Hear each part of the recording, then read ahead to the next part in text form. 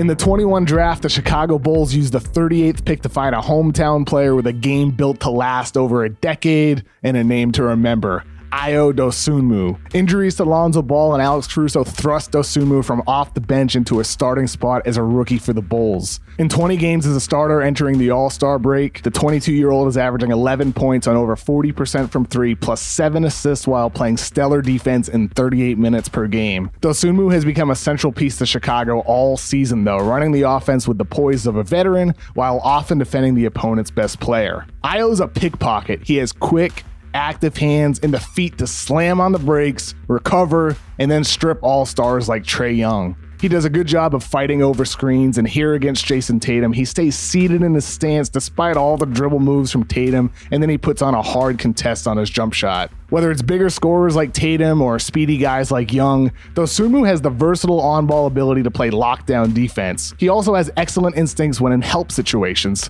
Let's look at the time and situation here. It's near the end of the shot clock, so Ayo knows Darius Bazley doesn't have time to pass the ball, so he doubles hard and perfectly times it to rip the ball away. He constantly hustles in the passing lanes too, intercepting passes like an NFL cornerback.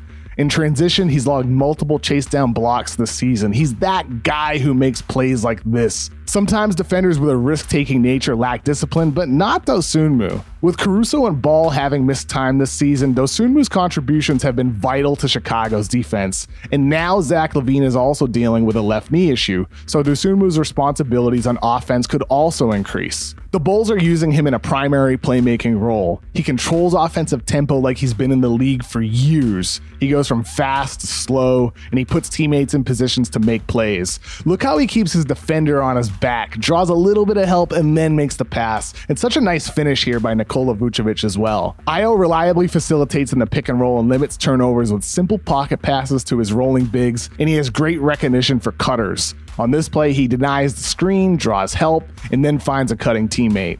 With so many shooters on the Bulls, he also makes accurate kickouts to corner three-point shooters or his pick-and-pop big Vooch. As a starter, he's logging 7 assists to under 2 turnovers per game. Dosunmu just doesn't make many mistakes. And though he plays at his own rhythm, he knows when to rev the engine in transition. The return of Lonzo and Caruso are only going to lead to more highlight plays on the break.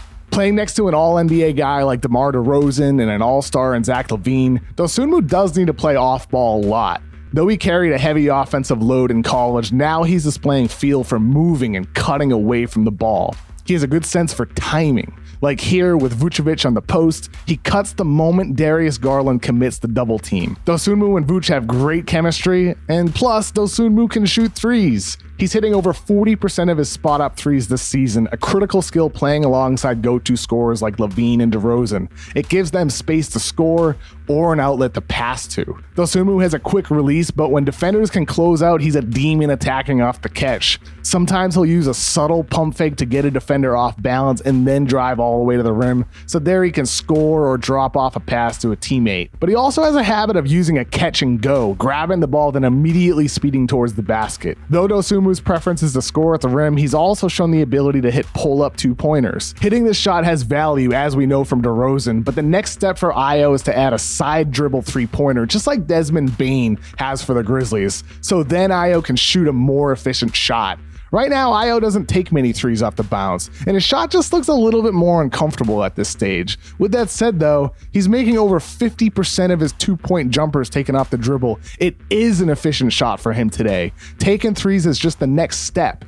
It'll open up more of the floor and it would make him an even more dynamic shot creator. Even as is, Dosunmu displays go-to scoring flashes just like he did in college at Illinois.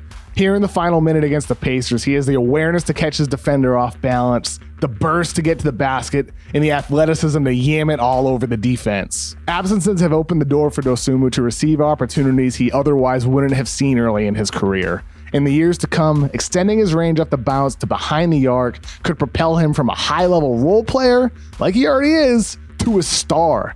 In the meantime, the Bulls have obviously landed one of the steals of the NBA draft. And if you don't believe me, here's Dwayne Wade. He knows how to play the game of basketball. He can come in right away. He can take charges. He can defend the other team's best player. Some nights, you see him scoring in the 20s. Like this kid right here is one of those guys that, like a Kawhi Leonard, like you got somebody that's like a diamond in the rough. If you continue to add to his game, he can be a featured guy like Jimmy Butler once became. I agree with Wade, and his statement there just makes me think about how tough it is to draft. When guys like Jimmy Butler fall to the 30th pick, when Ayo Dosunmu falls to the 38th pick, you get Herb Jones this year on the Pelicans at 36. Drafting is tough, man, because for every Nikola Jokic, a star like him, or for every role player like Montrezl Harrell, you get 5 of Walter Tavares, 10 of Raheem Christmas.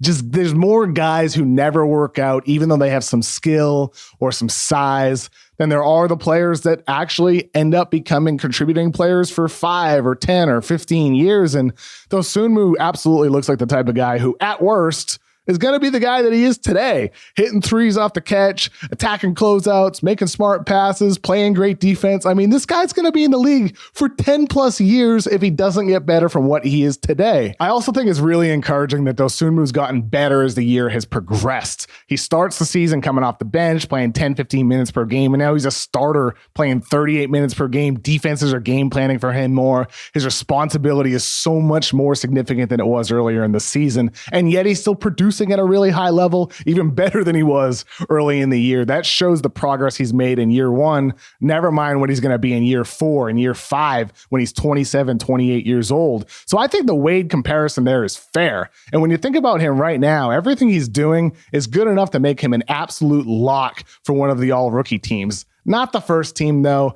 You got guys like Cade Cunningham, Evan Mobley, Scotty Barnes, Josh Giddey, and Franz Wagner, who are locks for that. They just get too many minutes and put up too big in numbers to get pushed off that team. But second team, Chris Duarte, Herb Jones, and Ayo Dosunmu, those 3 guys are locks for the 5 spots on that second team. The other 2, I mean, we'll see how that gets determined over the course of the season. There's a lot of rookies that could make it, but Dosunmu is not going to fall off. He's too good and plays too important of a role on the Chicago Bulls, and that's just what makes this story so cool. He's a hometown kid from Chicago, goes to Illinois, falls to the second round, gets drafted by the Bulls, and now he's a contributing player on a team with championship hopes. I just can't get enough of watching a guy like him get better over the course of the season and then play with the style that he does too. It's just lovable. Every fan base has players that they've fallen in love with over the years because of the hustle and the heart and the energy that they bring to the court. And Ayo already has all of those qualities.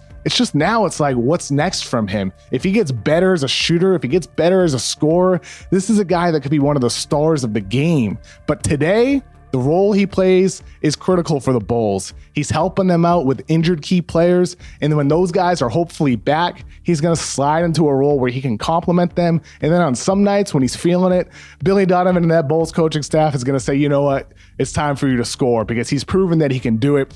And I can't wait to see how this season develops for him and how his entire career is going to develop. And I want to know, what do you think? What is Dosunmu's upside? Can he become a star like me and Dwayne Wade think?